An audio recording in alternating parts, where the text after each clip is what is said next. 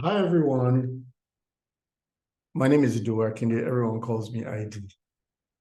Welcome to the seventh and last episode in season 2 of our Dear Startup Founder series. Season 2 is focused on problem validation. Season 1 was focused on customer validation. Episode 7, this episode talks about something I like to talk about a lot, which is problem framing. I find it an extremely rich and interesting conversation to have every time, every time. So it's no news, right? That Steve Jobs said there's no way he could have asked people what they wanted when the new iPhone was released, right? Because it was leaps and bounds ahead of a natural progression, a natural evolution. Thomas Edison also would have said, if you had asked the people of the day, they would have said they wanted brighter and longer lasting candles. Okay. And the most famous of them, Henry Ford, would have said, he's famous for saying that if he had asked the people of his day verbatim what they wanted, they would have said that they wanted faster horses. Henry Ford, as we all know, is popular for inventing the automobile, quote unquote. Let's just give him the credit, for inventing the automobile, the modern automobile, modern car. And so these kinds of statements force you to think about how to conduct customer engagement, customer validation, customer development. Because you suddenly ask yourself,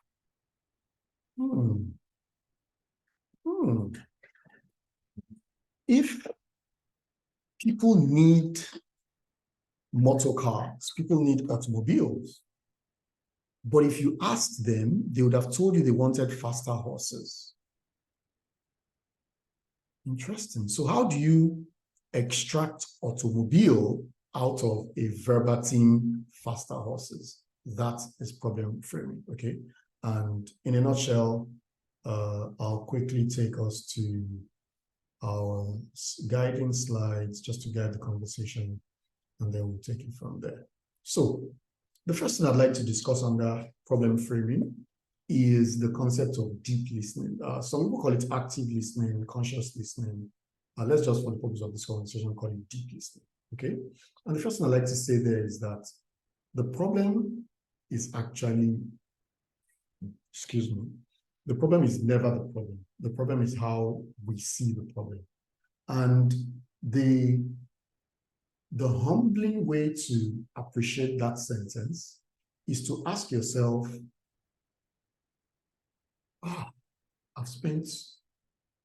I've tried this problem so many, I've tried to crack this problem so many times, and I've failed every time. Okay, remember our conversation about failure and event different from failure, the identity. I've failed many times. I'm not a failure, but I've failed many times. So the problem is not the problem. Okay, so I have tried to crack this problem so many times, and I've failed as many times as I've tried. Am I saying, because I have failed so many times, am I saying that there is nobody else with a different mental configuration that will encounter this problem and solve it? Most probably the answer to that is no.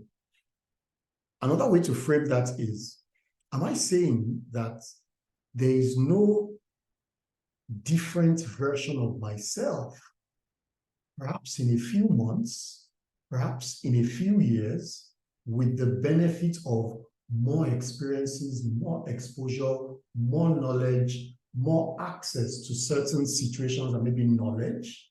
Am I saying that there is no different version of myself that can see this problem and solve it? Sometimes it takes that kind of detachment and self-analysis to be able to help you think about how you are thinking about a problem. So deep listening is one of those methods where you always want to ask yourself, like we asked ourselves a question in the previous episode about what are the underlying factors behind the problem that this person or this customer or this prospect is facing. You also want to always ask yourself, whatever customers are telling me or my team or my people, what are the underlying, how can I read between the lines? What are they really saying? So if customers are asking for faster horses, are they really asking for faster horses, or are they asking for a faster mode of transportation? If people are asking for brighter candles, are they really asking for brighter candles, or they are asking for brighter illumination? Okay, and it takes a while. It takes a couple of failures. That's normal. By now you should have guessed that I'm somebody that believes that failure is inevitable. But it takes a couple of failures, and it takes a couple of experiences to help you become that person that settles down and really, really, really listens. Because if you do, you will be able to extract optimum value from the feedback that your customers are giving you. We're going to see a couple of examples now, the Hereford example, the elevator example, and a couple of that. So key questions to keep in mind for this type of questioning, or this type of analysis, this type of evaluation of a problem one, what are your customers saying? That's the most obvious thing, right? So your customers are saying something, but are you really hearing them, or are you listening at the surface level? Number two, what are your customers not saying but feeling? Remember our Baba Moshood example in the very first episode in season 1, the Downfall Dilemma, where we went about recording his frustrations as he saw certain law enforcers, road traffic enforcers on the road, his frustrations as he saw a queue that he needed to join and he couldn't avoid. Different frustrations. We are observing these things and we are recording them in our books. There's a reason why we're doing that, because we want to be able to go back to those records and recall that, oh, there's a certain strong feeling around this subject by this guy, okay, or this lady, as the case may be, right? So what are your customers not saying but feeling? Okay, we're going somewhere. Like we said, pain is the root of all product development, the root of all solution development, the root of all innovation. You need to find a pain, you need to find a problem, you need to find a frustration, you need to find something that is agonizing to a subset of people and solve that thing. But the question is, why are they frustrated? Why? They are frustrated, yes. They're experiencing pain at a certain severity level, yes. But why are they doing that? Okay, so that goes back to our 5 whys technique. What are their unconscious desires? So people may tell you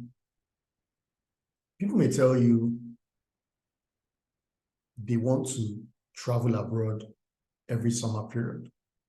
But actually, if you pay enough attention, you may discover that what they are actually saying is that they want to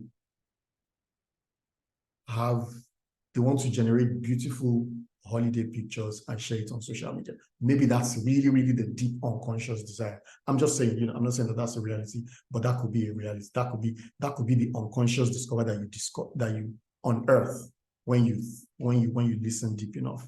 And finally, what are their ultimate purposes? What's their ultimate purpose? What are they trying to achieve? So people go to work every day, right? Do people really like going to work? Or does work provide some kind of achievement? Number one, does going to work every day provide some kind of stability of income? Does going to work every day provide some kind of professional identity? Does going to work every day provide some kind of, dignity in providing for your family, right? And so you always want to probe deep to unearth the underlying factors behind what people are telling you. So I always say that a first-time or a rookie startup founder builds the product that people said they want, okay, that the customer said they want. The second time, third time, maybe fourth time founder is the person that is able to listen this deeply to really, really, really understand what people are telling them underneath what is coming out of their mouths or their pens, as the case may be. So let's just quickly make progress and move along. So the first example we'll take is the faster horses, is Henry Ford's situation, and I've titled this faster horses. Okay, when Henry asked them, they responded by saying that they needed a faster version of what they already had. And what was the mode of transportation in Henry Ford's days? The horses, right? So imagine, let's play this scenario. Imagine that you found some time travel or maybe life-preserving rather, technology, maybe some kind of cryogenic technology in Henry Ford's day that could have mummified you and kept you alive between then and now. The last form of transportation that you saw at that time, was horses, right? Well-groomed, fast horses. And then you went into this device and you woke up in 2023 and you saw aeroplanes, you saw motorbikes, you saw vehicles. In fact, as you see them on the road, you'll be like, oh, where is the horse that is drawing this carriage? Where are the horses that are drawing this metallic carriage? And if you know anything about, automobiles or cars generally, sometimes there are cars today that have up to 700 horsepower. And what does that mean? It means to generate the kind of power that this car can generate back in the day, you would need to line up 700 horses side by side. That's another conversation for another day. But Henry Ford did a good job of listening deeply and correctly analyzing that what these people are actually asking for is not faster horses. What they're asking for is a faster mode of transportation. They are just using the language of the day, aka horses, to communicate to me that they want a faster, not horse, delete horse and replace it with mode of transportation, right? So they want a faster mode of transportation, a faster mode of getting from point A to point B, okay? Point taken. The elevator problem. Now, this is a great problem to always discuss, right?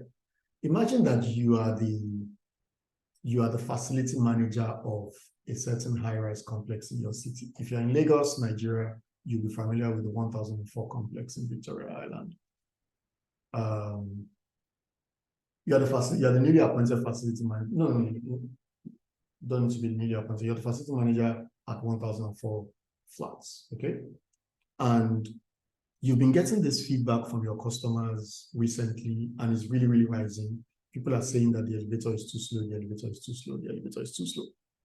Now, this feedback has gotten to a level where you want to take action, okay? So at this point, you have two choices. Again, please let me know, you have two choices. Option one, you can immediately start to implement that feedback and start drawing up a budget for the replacement of all the elevators in all the buildings in the 1004 complex, right? And find the cost for that, find the budget for that, and present it to your management. Hopefully, you will get approval for that budget. That's option one.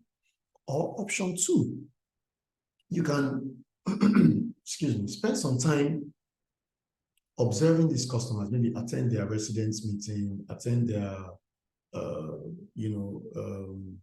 basketball tournaments or, competitions, attend their tennis, football tournaments, just mingle with them, in different situations and observe them really, really, really.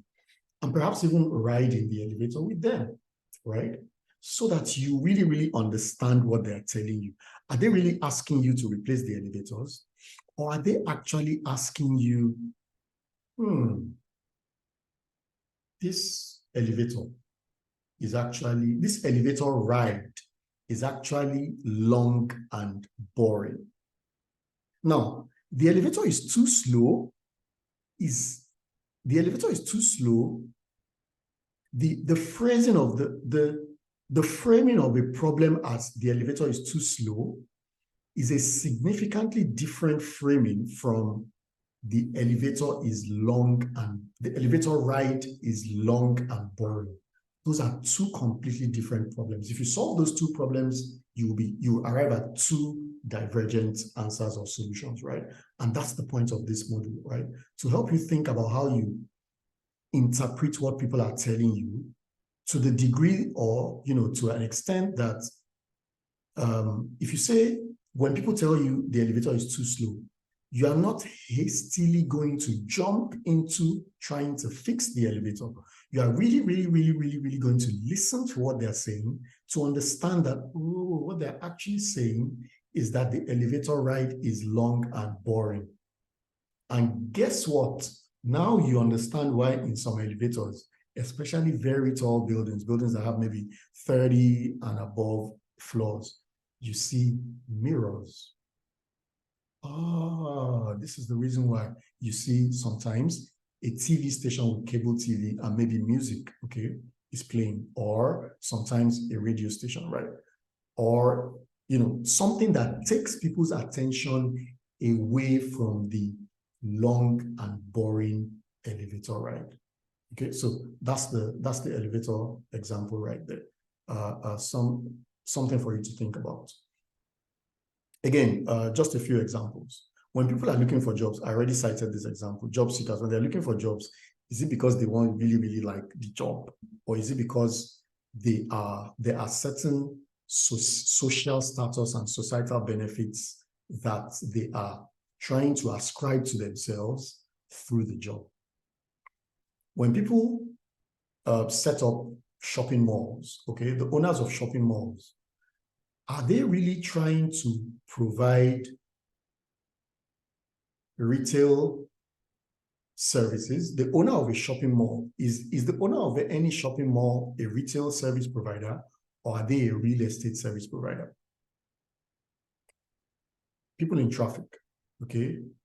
Like we said with the elevator ride, if we rethink the way we interpret people's frustrations about traffic, then we might find one or two people that are able to make stupendous amounts of money by helping people take their attention away from the traffic. Okay, so just a couple of pointers there. So those are principles around problem framing, deep listening, and then a couple of tools, two tools. One is the empathy map, okay? The empathy map, we already discussed that. That was season 1, episode 7, is a tool that helps you capture the observations that you recorded or that you noted when you immersed yourself into the world of your customer. And then the second tool is first principles thinking. So first principles thinking says, let us not create solutions while building on existing assumptions. Let's deliberately break down assumptions or break down established norms to their foundational principles, to the level that we can then start to think very, very clearly about the solution that we're trying to solve. Okay, so Elon Musk is a popular proponent of this principle. And he says that it's a way to think about problem solving in such a way that you don't carry the baggage of the experts of the day. So in every field, there are experts, but with expertise comes a lot of don't do this, don't do that, don't do this, don't do that. It comes naturally with expertise. You want to deliberately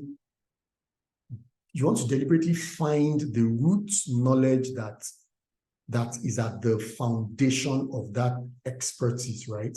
and work your own solution out from those root ideas or that root knowledge. So in a nutshell, we spent quite a bit of time, talking about problem framing today, and pretty much this is all I have to share on the topic. I hope that problem validation, I hope that problem framing has these principles and the tools that we shared are useful to someone. And if that is done, I'm a happy man. Thank you very much. As I always say, thank you very much for tolerating my hallucinations. This was a nice one. Thank you. I'll see you on the next one. Bye.